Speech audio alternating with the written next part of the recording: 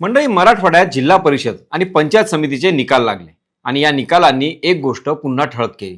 सत्ता म्हणजे फक्त मोठ्या निवडणुका नाहीत, तर खऱ्या अर्थानं राजकारणाची नाडी ही गावागावात, तालुक्यात आणि जिल्हा परिषदेत धडधडत असते. कधी काका पुतण्यात संघर्ष उफारतो, तर कधी जुने बालेकिल्ले हादरतात, तर कधी एखादा पक्ष शांतपणे आपली उपस्थिती नोंदवतो. धाराशिवमध्ये सावंत कुटुंबात राजकीय भूकंप झाला, तेरमध्ये दिग्गजांची प्रतिष्ठा पणाला लागली आणि लातूरमध्ये मनसेनं मराठवाड्यात पाय रोवण्याचा इशारा दिला. हे सगळे निकाल वेगवेगळे वाटत असले तरी एका मोठ्या राजकीय चित्राचा तो भाग आहे. नेमकं या निकालांमधून कोण मजबूत झालं, कोण अडचणीत आलं आणि याचे पडसाद पुढच्या मोठ्या राजकारणावर कसे उमटणार, हेच आपण आज या व्हिडिओच्या माध्यमातून जाणून घेणार आहोत. नमस्कार, मी स्वप्नील आणि आपण पाहता त्याचं काय महाराष्ट्र. तर चला सुरुवात करूया धाराशिव पासून.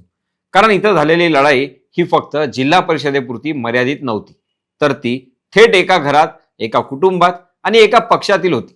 शिवसेनेचे माजी मंत्री तानाजी सावंत यांचा परंडा हा अनेक वर्षांपासून बालेकिल्ला मानला जातो.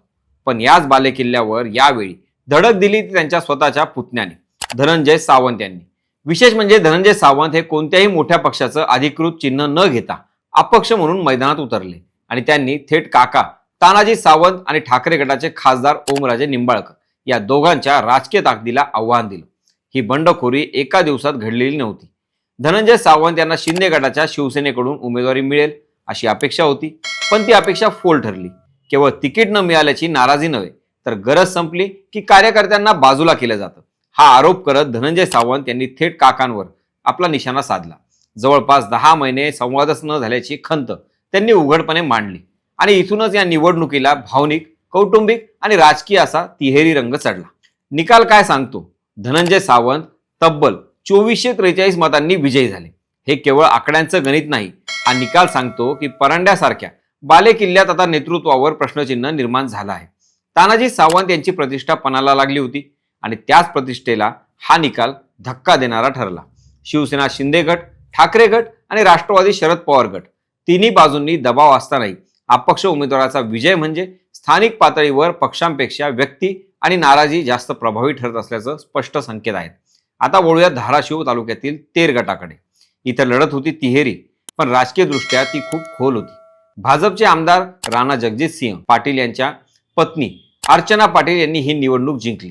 त्यांनी ठाकरे गटाच्या शिवसेनेच्या उमेदवार कीर्तिमाला खटावकर यांचा पराभव केला, तर राष्ट्रवादी शरद पवार गटाच्या उमेदवार सक्षना सलगर थेट 3ऱ्या क्रमांकावर फेकल्या गेल्या. विशेष बाब म्हणजे लोकसभेत पराभूत झालेल्या अर्चना पाटील यांनी या निकालातून स्वतःचं राजकीय पुनरागमन केलं आहे. हा निकाल फक्त एका गटाचा नाही, तर हा भाजप विरुद्ध ठाकरे गट असा थेट संघर्ष पुन्हा एकदा उफाळून आला आहे. राणा जगजितसिंह पाटील आणि ओमराजे निंबाळकर यांच्यातील राजकीय संघर्ष जिल्हा परिषदेच्या माध्यमातून पुन्हा समोर आला. मतांचं विभाजन पाहिलं तर राष्ट्रवादी शरद पवार गटाची अवस्था चिंताजनक आहे. 3ऱ्या क्रमांकावर घसरणे म्हणजे भविष्यातील आघाड्यांसाठी ही धोक्याची घंटा आहे. आता मराठवाड्यातील आणखी एक महत्त्वाचा संकेत मिळतो, तो लातूरमधून. लातूर जिल्हा परिषदेत महाराष्ट्र नवनिर्माण सेनेने आपलं खातं उघडलं आहे. राज ठाकरे यांच्या नेतृत्वाखाली मनसेने रेणापूर तालुक्यातील पानगाव गटात विजय मिळवला. पंचायत समितीतही मनसेच्या उमेदवारांनी यश मिळवलं.